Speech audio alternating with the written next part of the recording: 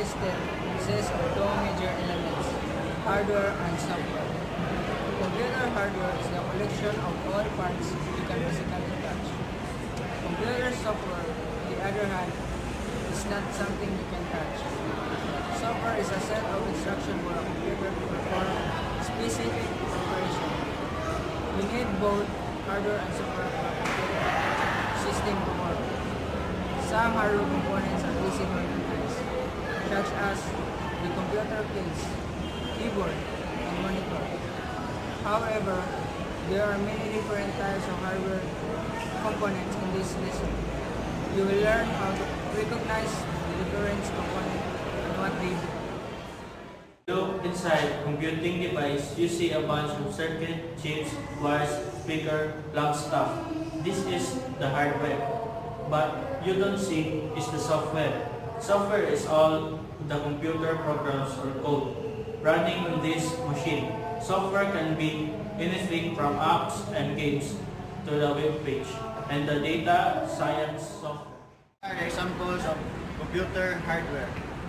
First is the monitor, the keyboard, the mouse, computer CPU, printer, and the Some examples of software system: Windows XP, Windows 7, Windows 8, Mac OS, Linux, Unix, Android, antivirus, disk formatting, computer, language, translator, Microsoft Office, Adobe, Photoshop, Audacity, Inkscape, Visual Studio, VLC, Media Player.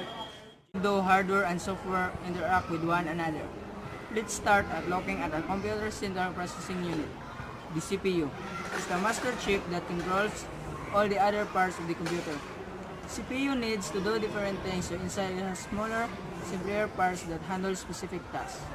It has circuit to do simple math and logic. It has other circuits to send and receives information to and from different parts of the computer. The real magic of the CPU is how it knows which circuits to use and when to use them. The CPU receives simple commands that tell it which circuit to use to do specific job. For example, an add command tells the CPU to use its outer circuit to calculate a new number. Then the store command tells the CPU to use different circuit to save that result in the memory. Just like numbers, all of these simple commands can be represented in binary ones and zero, or on and off electrical signal. The binary commands are stored in memory and the CPU fetches and executes them sequence one after other. This sequence of commands is in fact a very simple computer program. Binary code is the most basic form of software, and it controls all the hardware of a computer. Ask the CPU what to do. But when you're listening to music and browsing the web and chatting with friends, your computer is running multiple pieces of software all at once. So, how do all of these programs get on the computer in the first place? And how can the CPU run them all at once? To find out, we'll have to take a look at the operating system. So what is the operating system? So it's the master program that manage how software uses the hardware of a computer. It's a program with special abilities that let it control the other software on the computer. It lets you install new programs by loading them into your computer's memory.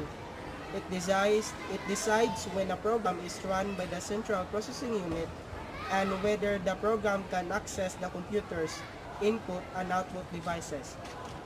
Inside every computer is an operating system, managing software that controls the computer hardware. The software is a series of commands made of simple binary code, and that binary code is just electrical signal flowing through billions of tiny circuits.